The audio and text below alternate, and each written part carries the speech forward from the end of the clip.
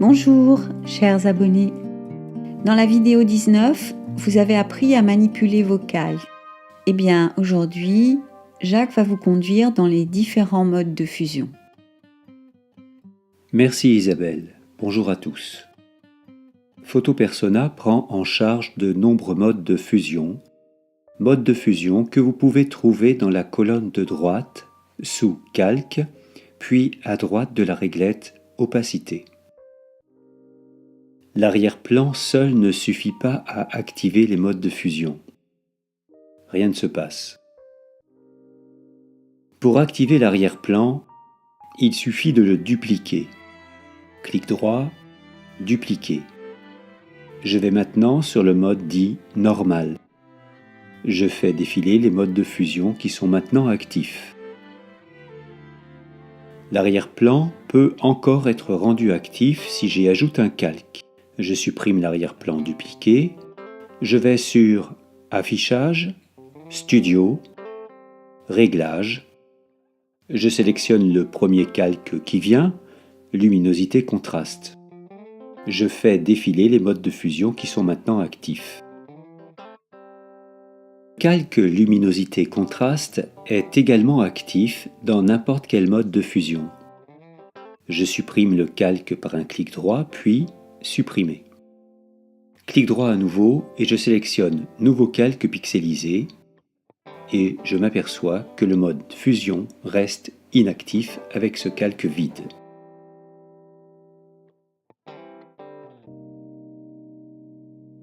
Je choisis maintenant un autre mode de fusion, le mode superposition, qui inverse les couleurs supérieures et inférieures. Il produit donc une couleur plus claire. Si je veux amoindrir cette modification, j'ouvre Réglages, puis je sélectionne le calque Luminosité Contraste. Je peux aussi jouer sur les réglages en utilisant la réglette Opacité. Si je pousse la réglette vers la gauche, je retrouve mon image d'origine en mode de fusion normal. Si je la pousse vers la droite, je rejoins le mode de fusion superposition. Ainsi, chaque mode présente des caractéristiques qui lui sont propres.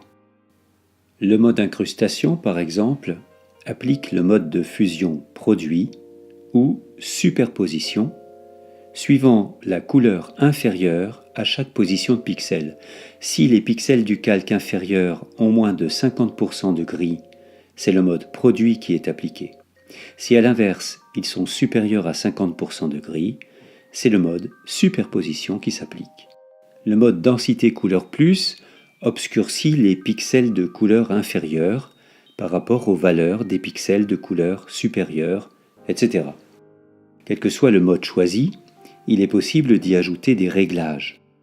J'ouvre l'image de cette libellule qui s'était posée sur mon antenne de voiture. Je duplique l'arrière-plan. Je choisis le mode de fusion incrustation pour donner un peu de relief à mon image. Enfin, la réglette opacité me permet de diminuer le mode pour obtenir une image plus équilibrée. Maintenant, à vous de jouer. Choisissez une image, puis appliquez-y différents modes de fusion en fonction de l'effet escompté.